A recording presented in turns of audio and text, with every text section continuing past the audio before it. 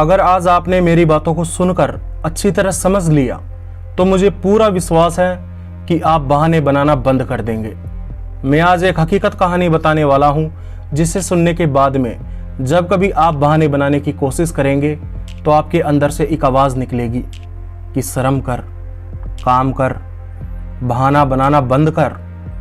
तुम सोच रहे होंगे कि ऐसी क्या कहानी है जिसके बारे में लालचंद मीना इतनी बड़ी बातें कर रहा है। तो मैं आपको वो कहानी सुनाता हूँ। वेल्डन लोंग नाम का एक व्यक्ति था। इनका जन्म अमेरिका के एक ऐसे परिवार में हुआ था जहाँ का माहौल अशांति से भरा था। मतलब इनके पिता शराब पीते थे और रोजाना झगड़ा करते थे। पारिवारिक गलत माहौल के कारण ये गलत संगति में पड़ गए। ये नशा करने लग गए और भी कई प्रकार के अपराध करने लग गए। अपने इन अपराधों की वजह से इन्हें जेल भेज दिया गया। ये अपनी जिंदगी के लगभग 13 साल जेल में ही रहे। जब ये जेल में थे और इनकी उम्र 32 साल थी तब इन्हें सूचना दी गई कि इनके पिता की मौत हो चुकी है। यह सुनकर ये बिल्कुल दंग रह गए क्योंकि इन्हें अभी 7 साल और जेल में रहना था। मतलब जब ये लगभग 40 की उम्र के हो जाएंगे तब जेल से बाहर आएंगे। यह सोचने लगे कि मैंने अपनी जिंदगी में किया ही क्या है। मेरे पास ना पैसा है, ना इज्जत है, ना परिवार है, ना ही अच्छे दोस्त हैं और ना ही कोई बढ़िया चरित्र है। ये सोचने लगे कि ना तो मैंने ढंग से पढ़ाई की, ना मैंने ढंग से कुछ काम किया। मैंने मेरी अब तक की जिंदगी को अपराधी बनकर गुजारा है बस। उस दिन से इन्हें बहुत बड़ा झटका लगा। इन्हें इतना बड़ा झटका लगा कि इनके अंदर से बार बार एक ही आवाज आती रही कि कुछ कर, कुछ कर। इनके अंदर की आवाज इन्हें दिन रात खाने लग गई और यह आवाज इनसे बार बार कहती थी कि बेशरम अब तो कुछ कर, अब तो कुछ कर। उसी दिन से इन्होंने निश्चय कर लिया कि मैं मेरे सुनहरे भविष्य की नींव बनाने का कार्य आज से ही शुरू करूंगा। इन्होंने खुद से कहा कि जब मेरा बच्चा 15 साल का हो चुका होगा तब तक मैं एक सफल बिजनेसमैन बन चुका हूंगा और मेरा बेटा मुझ पर गर्व करेगा कि उसका बाप एक इज्जतदार आदमी है। ये जेल में थे और जेल में कोई भी व्यक्ति यह कह सकता है कि मैं कुछ नहीं कर सकता क्योंकि मैं जेल में हूं। मैं यदि बाहर होता तो कुछ करता। लेकिन एक बात है कि करने वाले करते हैं और बहाने बनाने वाले केवल बहाने बनाते हैं।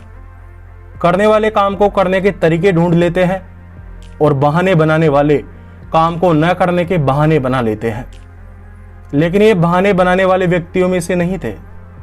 असल में पहले तो ये एक बहानेबाज व्यक्ति थे, लेकिन आज इन्हें अपनी गलती का एहसास हुआ कि उन्होंने बहाने न बनाने का निश्चय किया। इन्होंने अपने जीवन की जिम्मेदारी स्वीकार करने की कसम खाई।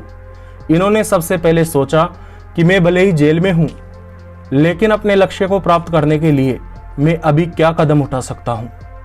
तो इनके दिमाग में आया कि इन्हें किताबें पढ़नी चाहिए, सेल्फ इंप्रूवमेंट और बिजनेस का ज्ञान अर्जित करना चाहिए, उनके नोट्स बनाने चाहिए और उन्हें समझने का प्रयास करना चाहिए।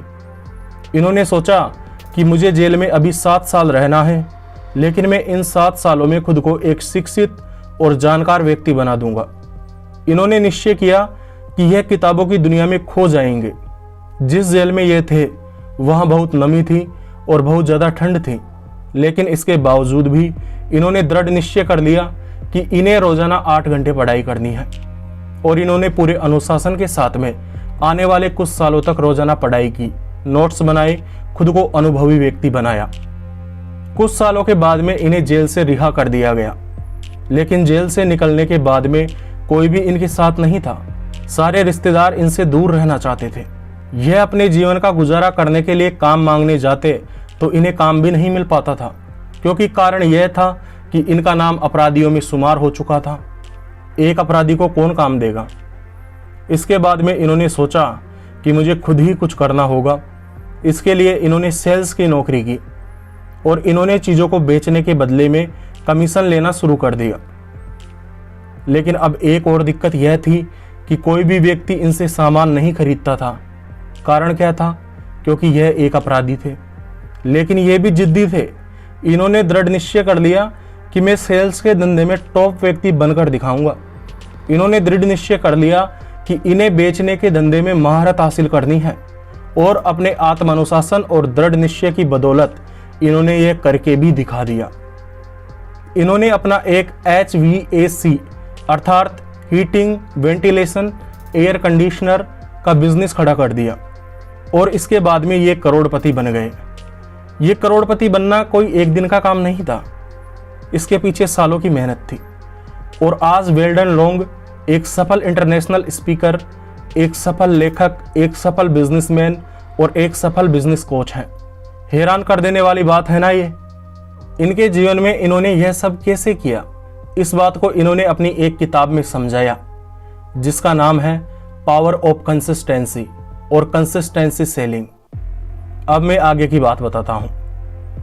वेल्डन लोंग इस किताब में बताते हैं, वेल्डन लोंग कहते हैं कि मैं कर सकता हूं तो आप भी कर सकते हैं, लेकिन इसके लिए आपको अपने दिमाग का एक हिस्सा जिसका नाम है RAS अर्थात रेटिकुलर एक्टिवेटिंग सिस्टम को एक्टिवेट करना होगा, उसको सक्रिय करना होगा।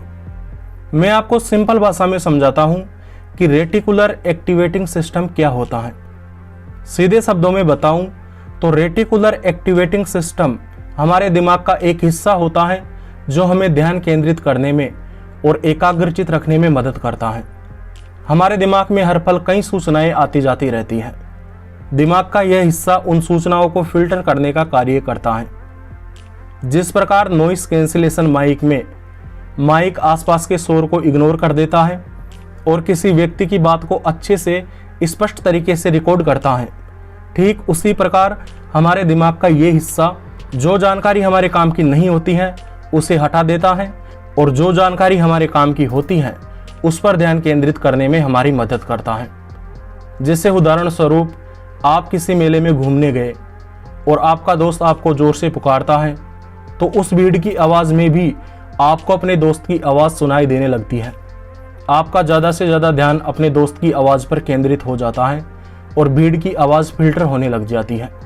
हमारा पूरा ध्यान उस व्यक्ति की आवाज़ पर जाने लगता है। जब आप किसी चीज़ के बारे में उत्साहित होते हैं तो आपका दिमाग उस चीज़ से संबंधित जानकारियों पर ध्यान केंद्रित करने लगता है।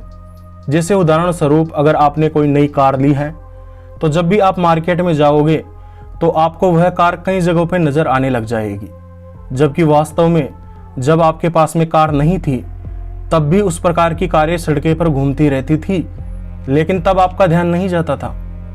लेकिन अब क्योंकि आपने उस कार को खरीद लिया है या उसे खरीदने का सोच लिया है, इस वजह से आपका ध्यान उस कार पे जाने लगा, केंद्रित होने लगा।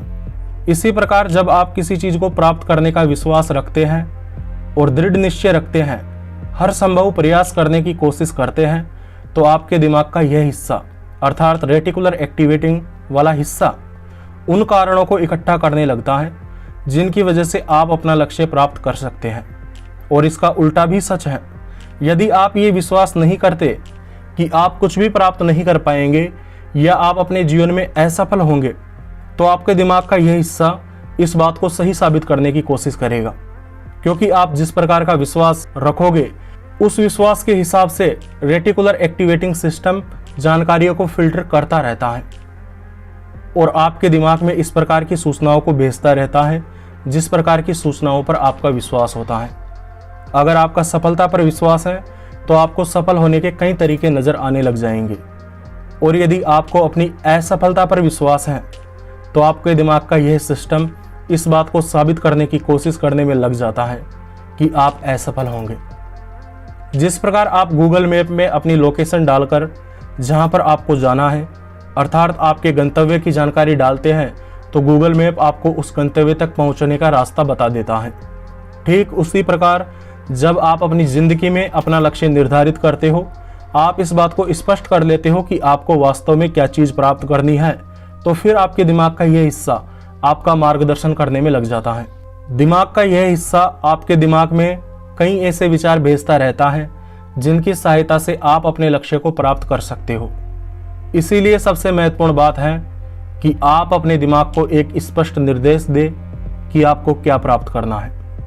अगर आप खुद इस बात को नहीं जानते हैं कि आप अपनी जिंदगी से क्या चाहते हैं, तो आप कुछ भी प्राप्त नहीं कर पाओगे।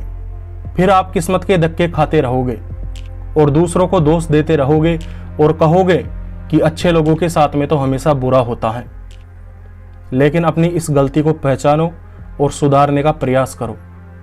जब आप अपना लक्ष्य निर्धारित कर लो, जैसे कि मुझे हर महीने 1 लाख रुपए कमाने हैं या 1 करोड़ रुपए कमाने हैं, या मुझे हर महीने 1 किलो वजन कम करना है, इस प्रकार से अपना लक्ष्य स्पष्ट कर लो। इसके बाद में आपको दूसरी महत्वपूर्ण चीज यह करनी है कि आपको अपने लक्ष्य को प्राप्त करने के लिए क्या करना होगा उसका पता लगाओ और छोटा ही सही लेकिन अपने कदम बढ़ाने शुरू कर दो।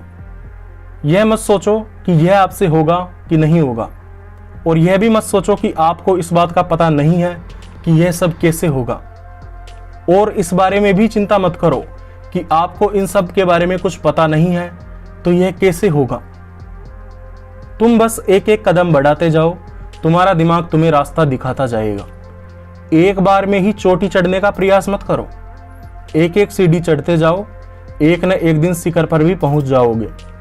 आपको अपने एक्शन भी स्पष्ट करने हैं कि आपको क्या करना है। जैसे उदाहरण स्वरूप, यदि आपको हर महीने 1 किलो वजन कम करना है तो आपको खुद से कहना है कि मैं अब से रोजाना 1 रोटी कम खाया करूंगा और आधे घंटे एक्सरसाइज किया करूंगा, या अब से मैं रोजाना 1 घंटे पढ़ाई किया करूंगा और बिजनेस को भी अच्छे से समझने की कोशिश करूंगा और अपनी आमदनी को बढ़ाऊंगा। वेल्डन लोंग कहते हैं कि मैं आज तक किसी भी ऐसे इंसान से नहीं मिला जो रोजाना सही कार्य करता है, सही तरीके से करता है और वह सफल नहीं हुआ हो या परिणाम पैदा ना हुए हो। थोड़ा टाइम लग जाता है लेकिन निश्चित रूप से वह सफलता को प्राप्त करता है। इसीलिए यदि आपको मेहनत करने के बावजूद भी परिणाम नहीं मिल रहे हैं तो आपको सोचना है कि कुछ ना कुछ कारण जरूर है जिसकी वजह से यह सब हो रहा है। मैं जब उस कारण को दूर कर दूंगा तो मुझे भी अच्छे परिणाम मिलना शुरू हो जाएंगे। आपको ऐसा नहीं सोचना है, अरे यार किस्मत में हो तो मिल जाता है और किस्मत में ना हो तो नहीं मिलता है। वेल्डन लोंग अगली बात कहते हुए बताते हैं कि आपको अपने लक्ष्य को अपनी भावनाओं से जोड़ना होगा। आपका लक्ष्य आपकी भावनाओं के साथ में जितना ज़्यादा जुड़ा होगा, आपके लक्ष्य को प्राप्त करने की संभावना उतनी ही ज़्यादा बढ़ जाएगी, क्योंकि व्यक्ति भावनाओं के हिसाब से कार्य करता है।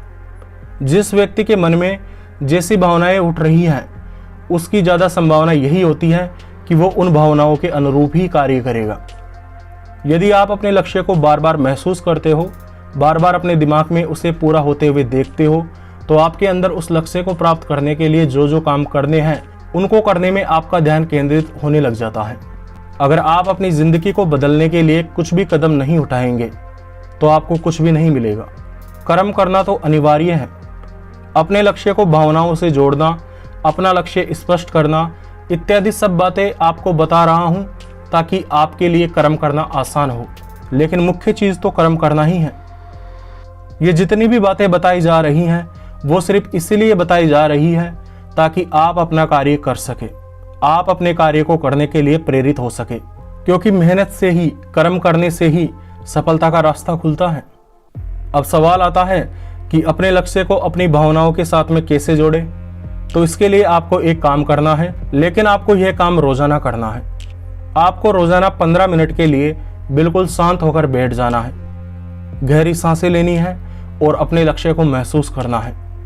अपने लक्ष्य की इस प्रकार से कल्पना करनी है जैसे कि आपने उस लक्ष्य को प्राप्त कर लिया हो।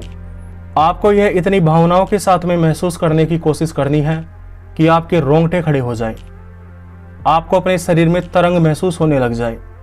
शुरुआत में यह मुश्किल लगेगा, लेकिन धीरे धीरे तुम अपने अंदर लक्ष्य के प्रति भावनाएं जगाना सीख जाओगे।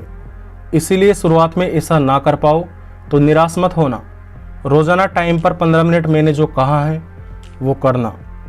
वेल्डन लोंग कहते हैं कि मैंने रोजाना ऐसा किया जिससे मेरा लक्ष्य मेरी भावनाओं से जुड़ गया और मैं उनके हिसाब से कार्य करने लग गया, और 12 साल के बाद में मेरा यह सपना सच हो गया। वेल्डन लोंग तीसरी बात कहते हुए बताते हैं कि संज्ञानात्मक बेचैनी का इस्तेमाल करो। संज्ञानात्मक बेचैनी क्या होती है, इसको मैं आपको थोड़ा सा समझाता हूँ। जब आप किसी चीज़ को करने का निश्चय करते हैं और फिर उसके बाद में जब आप उसे नहीं करते हैं तो आपको एक बेचैनी सी महसूस होने लगती है। आप जब तक उस काम को करना शुरू नहीं कर देते आपके अंदर वो बेचैनी बनी रहती है। जैसे आपने निश्चय किया कि आप आज 6 घंटे पढ़ेंगे, लेकिन आप 6 घंटे के बजाय केवल 3 घंटे पढ़ते हो, तो आपको एक अजीब सी बेचैनी होने लग जाती है। आपको गिल्ट महसूस होने लग जाता है कि आपने अपने टारगेट को पूरा नहीं किया। इस बेचैनी को ही संज्ञानात्मक बेचैनी कहते हैं। इसे इंग्लिश में कॉग्निटिव डिसोनेंस कहा जाता है। इस बेचैनी से भागने का प्रयास मत करना और इस बेचैनी को दबाने का प्रयास भी मत करना। इस बेचैनी का इस्तेमाल अपने काम को करने में करना। इस बेचैनी को अपना मोटिवेशन बनाना। अगर आप इस बेचैनी को अपना काम करने का मोटिवेशन बनाते हैं तो आपको पता ही नहीं चलेगा कि आप कब कठिन कार्य करने लग जाओगे और आपके अंदर कब निरंतरता विकसित होने लग जाएगी। आपको थोड़ी देर पहले मैंने 15 मिनट वाला प्लान बताया था। आपको रोजाना उसके अनुसार काम करना है, क्योंकि इससे आपकी भावनाएं आपके लक्ष्य के साथ में जुड़ती हैं और जब आपकी भावनाएं आपके लक्ष्य के साथ में जुड़ जाएगी तो आपके अंदर यह सकारात्मक बेचैनी पैदा होने लग जाएगी जो आपको काम करने के लिए मोटिवेट करेगी। लेकिन अधिकतर लोग 15 मिनट वाला प्लान करना भी बंद कर देते हैं क्योंकि उससे बेचैनी पैदा होती है। हमारा दिमाग हमेशा दर्द से भागने की कोशिश करता है। इस वजह से यह आपको सुझाव देगा कि यह सब करने में कुछ नहीं रखा है, लेकिन आपको जबरदस्ती कंट्रोल करके रोजाना 15 मिनट की जो योजना बताई है उसके हिसाब से काम करना ही है। अगली बात, वेल्डन लोंग कहते हैं कि आप अपनी स्थिति के लिए दूसरों को दोष देना बंद कर दो। आप अपनी स्थिति के लिए सरकार को, अपनी परिस्थितियों को या किसी अन्य चीज को दोष देना बंद कर दो। आप अपने जीवन की जिम्मेदारी उठाने का प्रयास करो। अगर आप सही काम करेंगे, सही तरीके से करेंगे और सही दिशा में करेंगे तो आपको सही परिणाम मिलना भी शुरू हो जाएंगे। और अगर आपको परिणाम नहीं मिल रहे हैं तो इसका मतलब है कि आप सही कार्य नहीं कर रहे, या फिर आप उस कार्य को सही तरीके से नहीं कर रहे, या फिर आप उस कार्य को सही दिशा में नहीं कर रहे। तो उम्मीद करता हूं आपको आज की ये बात समझ में आ गई होगी। मुझे इतना ध्यान लगाकर सुनने के लिए आप सबका दिल से धन्यवाद।